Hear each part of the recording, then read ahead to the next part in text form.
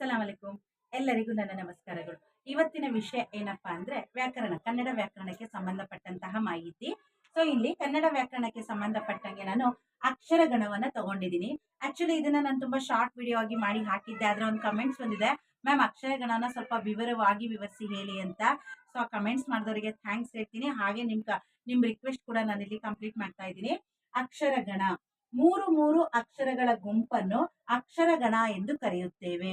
ಗಮನದಲ್ಲಿಟ್ಕೊಳ್ಳಿ, ಮೂರು ಮೂರು ಅಕ್ಷರಗಳ ಗುಂಪನ್ನು ನಾವು ಅಕ್ಷರ ಗಣ ಎಂದು ಕರೆಯುತ್ತೇವೆ. ಸೊ ಅದಕ್ಕೆ ಅಕ್ಷರ ಗಣಕ್ಕೆ ಒಂದು ಸೂತ್ರ ಬರುತ್ತೆ. ನಾನು ಆ ಮೊದಲೇ ಹೇಳ್ದಂಗೆ ವಿಡಿಯೋ ಮಾಡಿದ್ದೆ, ಸೊ ಶಾರ್ಟ್ ವಿಡಿಯೋ.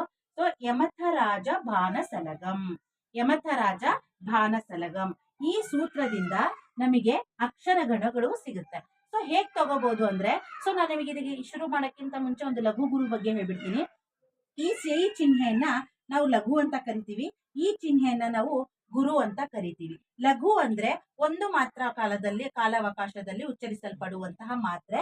ಇಲ್ಲಿ ಗುರು ಅಂದ್ರೆ ಹೆಚ್ಚು ಕಾಲಾವಕಾಶ ತೆಗೆದುಕೊಂಡು ಉಚ್ಚರಿಸಲ್ಪಡುವಂತಹ ಮಾತ್ರೆಯನ್ನ ನಾವು ಗುರು ಎಂದು ಕರೆಯುತ್ತೇವೆ. ಸೊ ಇಲ್ಲಿ ನಾನು ಅಕ್ಷರಗಳನ್ನ ಹೇಗೆ, ಈ ಯಮಥರಾಜ ಬಾನಸಲಗಮಿಂದ ಏನಿದೆ, ಮೂರು ಮೂರು ಅಕ್ಷರಗಳನ್ನ ತಗೊಂಡು ಯಮಾತ ಎಗೇನು, ಮತ್ತೆ ಮಾ ತಾ ರಾ, ಎಗೇನ ತಾ ರಾ ಜ, ಎಗೇನ್ ರಾ ಜ ಭಾ, ಜ ಭಾ ನಾ, ಭಾ ನಾ ಸಾ, ನಾ ಸ ಲ, ಎಗೇನ ಸ ಲ ಗಮ್. ಸೊ ನೋಡಿ, ಈ ತರ ಮೂರು ಅಕ್ಷರ ಒಂದು ಸೂತ್ರದಿಂದ ಮೂರು ಮೂರು ಅಕ್ಷರಗಳನ್ನ ತಗೊಂಡಿದ್ದೀನಿ. ಸೊ ಯಮಾತ, ಯಮತ ಅಂದ್ಮೇಲೆ ಯಾ ಅಂದ್ಮೇಲೆ ಅಂದು ಒಂದು ಮಾತ್ರೆ ಒಂದು ಹೆಚ್ಚು ಕಾಲಾವಕಾಶ ತಗೊಳ್ಳೋದಿಲ್ಲ ಉಚ್ಚರಿಸಲ್ಪಡೋದಕ್ಕೆ. ಮಾ, ಸೊ ಅಲ್ಲಿ ಲಘು ಗುರು ಬರುತ್ತೆ, ತ ಗುರು ಬರುತ್ತೆ. ಸೊ ಯಮಾತ ಅಂದ್ರೆ ಇದಕ್ಕೆ ನಾವ್ ಏನಂತ ಕರಿತೀವಿ, ಇಲ್ಲಿ ಯಗಣ, ಯಗಣ ಅಂತ ಕರಿತೀವಿ. ನೋಡಿ ಯಮಾತ, ಯಮಾತ ನಮಗೆ ಯಗಣ ಹೇಗ್ ಸಿಕ್ತು, ಇಲ್ಲಿ ಈ ಯಮಾತ ಅನ್ನೋ ಸೂತ್ರದಿಂದ. ಯಗಣಕ್ಕೆ ಎಷ್ಟು ಮಾತ್ರೆಗಳಿರುತ್ತೆ, ಒಂದು ಲಘು ಇರುತ್ತೆ, ಎರಡು ಗುರುಗಳು ಇರುವಂತದ್ದು ಯಗಣ. ಇಲ್ಲಿ ಮಾ ಗುರು ಬರುತ್ತೆ, ತ ಗುರು ತ, ಇಲ್ಲಿ ಮಗಣ. ಸೊ ಹಾಗೆ ಇಲ್ಲಿ ತ ಗುರು ಬರುತ್ತೆ, ಲಘು ಬರುತ್ತೆ, ಇಲ್ಲಿ ತಗಣ. ಮ್ಯಾಮ್ ಯಗಣ ಮಗಣ ತಗಣ ಹೇಗ್ ಸಿಗ್ತಾ ಇದೆ ನಿಮಗೆ ಅಂತ ಇಲ್ಲಿ ಟೆನ್ಷನ್ ತಗೊಳ್ಳೋ ಅವಶ್ಯಕತೆ ಏನಿಲ್ಲ.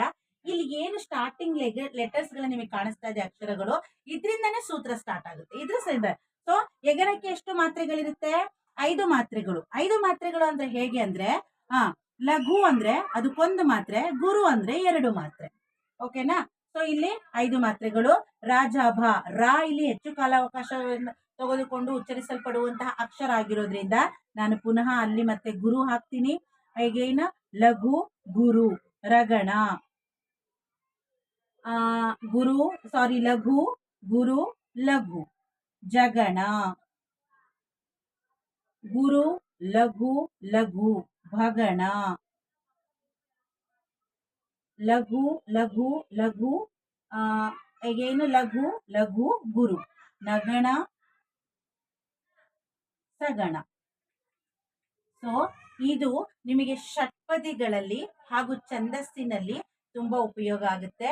ಷಟ್ಪದಿಗಳು ಯಾವಾಗ ಹೇಗೆ ನಾವಿಲ್ಲಿ ಉಪಯೋಗಿಸ್ಬೇಕಾಗುತ್ತೆ, ವೃತ್ತಗಳಂತ ಬರುತ್ತೆ, ಚಂಪಕಮಾಲ ವೃತ್ತ, ಮತ್ತೇವ ವಿತ್ತೀಡಿತ ವೃತ್ತ, ಶಾರ್ದೂಲ ವೃತ್ತ ಅಂತ ಬಂದಾಗ, ಸೊ ಆ ವೃತ್ತಗಳಲ್ಲಿ ಈ ಸೂತ್ರಗಳು ನಮಗೆ ತುಂಬಾ ಹೆಲ್ಪ್ ಆಗುತ್ತೆ. ಕನ್ನಡದಲ್ಲಿ ಇದು ತುಂಬಾ ಮುಖ್ಯವಾದದ್ದು ಹಾಗೂ ತುಂಬಾ ಇಂಪಾರ್ಟೆಂಟ್ ಆದಂತಹ ಇದು ವಿಷಯ ಆಗಿರೋದ್ರಿಂದ ವಿದ್ಯಾರ್ಥಿಗಳೇ ಇದನ್ನ ನೀವು ಕಲ್ತ್ಕೊಳ್ಳಿ. ಕೇವಲ ಪರೀಕ್ಷೆಗೋಸ್ಕರ ಅಂತ ಅಲ್ಲ, ಫ್ಯೂಚರ್ ಅಲ್ಲಿ ಯಾವ್ದಾದ್ರು ಕಾಂಪಿಟೇಟಿವ್ ಪ್ರಶ್ನೆಗಳು ಬಂದಾಗ ಈ ತರಗಳು ಪ್ರಶ್ನೆಗಳು ಬಂದ್ರೆ ಅಲ್ಲಿ ನಿಮಗೆ ತುಂಬಾ ಈಸಿ ಆಗುತ್ತೆ. ಸೊ ಇದು ನಿಮಗೆ ಅರ್ಥ ಆಗಿದೆ ಅನ್ಕೊಂಡಿದ್ದೀನಿ. ವಿಡಿಯೋ ಇಷ್ಟ ಆದ್ರೆ ಲೈಕ್ ಮಾಡಿ, ಶೇರ್ ಮಾಡಿ ಹಾಗೂ ಕಮೆಂಟ್ಸ್ ಮಾಡಿ. ಧನ್ಯವಾದಗಳು.